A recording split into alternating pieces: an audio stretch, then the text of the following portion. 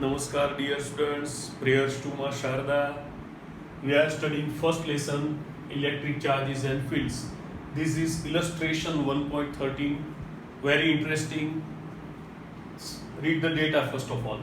An early model for an atom considered it to have a positively charged point nucleus, okay, very small nucleus, okay, of charge Z. So charge inside the nucleus is Z, okay, positive charge, surrounded by a uniform density of negative charge,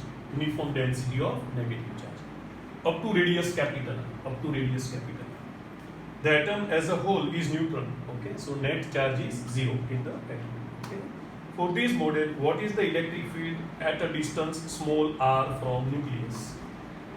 Okay, now see here, the distance can be classified in three classes. Okay, first inside point, second outside point, third on the surface. Okay, let us consider first of all inside point like P.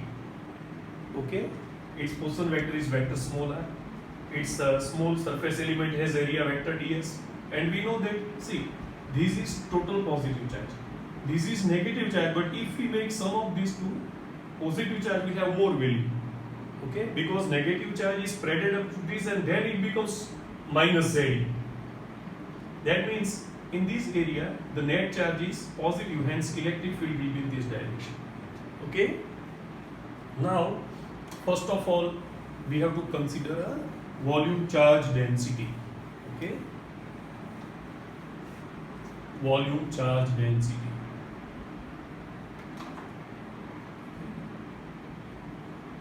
Volume charge density, rho, we know that is equals to charge upon volume. Okay, therefore rho, suppose for negative charge, first of all see, net charge in atom is zero, net charge in atom is zero, therefore positive charge plus negative charge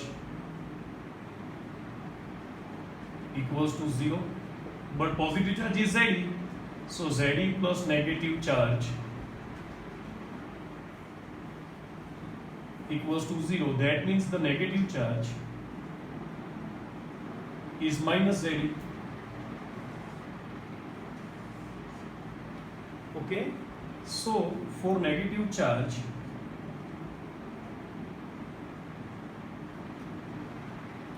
rho equals to minus Z upon 4 upon 3 pi capital R, because it is spreaded up to capital R. So can be written as minus 3 Z upon 4 pi capital R cube.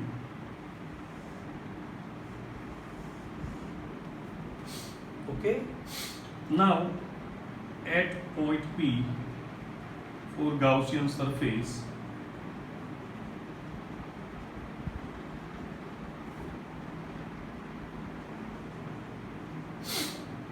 okay, that is a closed surface. What is sigma q? That is charge, net charge enclosed, that will be equal to plus Z, that is positive charge inside nucleus, plus negative charge. Now negative charge in this will be equal to rho into volume of that small sphere, that will be equal to Z. Now what is rho? Minus 3 Z upon 4 pi capital R cube into volume of this, okay, that is 4 upon 3 pi small r cube. So that will be, that sigma q will be equal to Z minus 3 cancel, 4 cancel, pi cancels, Z into small r cube by capital R cube, can be written as ZE into 1 minus small r cube by capital R cube. Okay, that is the charge, net charge enclosed by this Gaussian surface. Okay, now according to Gauss's law,